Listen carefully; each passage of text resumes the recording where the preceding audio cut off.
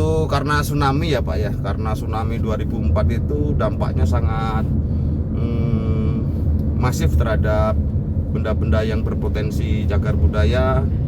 Syederalun, Kolonel CHB Junhamastra, Kahubdam Iskandar Muda memimpin apel pagi sebelum ke lokasi gotong royong atau Mesir Raya di Kompleks Makam Kuno di Lampulo, Banda Aceh, Jumat 5 Agustus 2022. Dalam pengarahan, Kahubdam IM mengatakan gotong royong tersebut juga untuk menjalin kekompakan dengan unsur terkait sehingga sinergi terus berlanjut. Dinas terkait termasuk dari mahasiswa dan perwakilan dari Universitas Siak Kuala dan Araneri. Jadi kita berikan kesempatan kepada para ahli untuk ikut bersama kita membersihkan sekaligus meneliti apa yang kita temui nanti. Sekali lagi patuhi SOP atau protap yang sudah kita susun. Pada Serambi On TV, dalam perjalanan Kahubdam IM menyebut makam kuno yang dilakukan pembersihan ada 2 kompleks.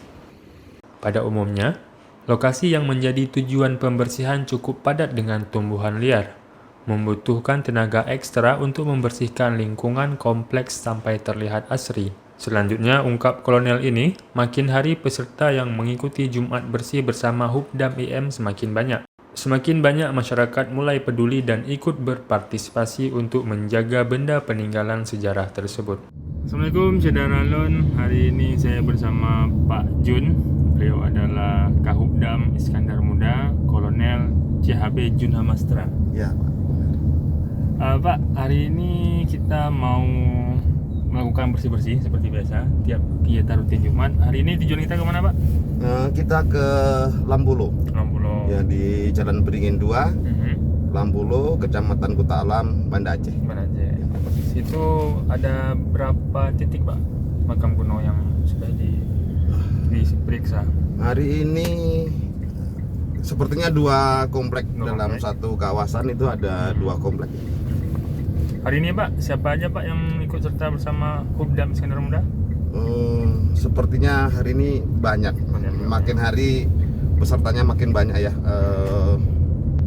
Dari Pak Polisi ada, dari Koramil, dari Universitas, kemudian dari Pemda Pemkot, mungkin dari TAJB, kemudian dari BPJB juga ada. Ya.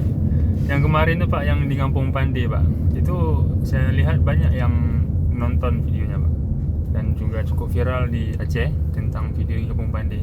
Itu gimana, Pak, keluh kesah ketika melakukan di Kampung Pande itu, Pak, membersihkan Kampung Pande? Saya lihat juga ada banyak makam-makam yang tertanam, Bang, Pak, Ya, sama rumput.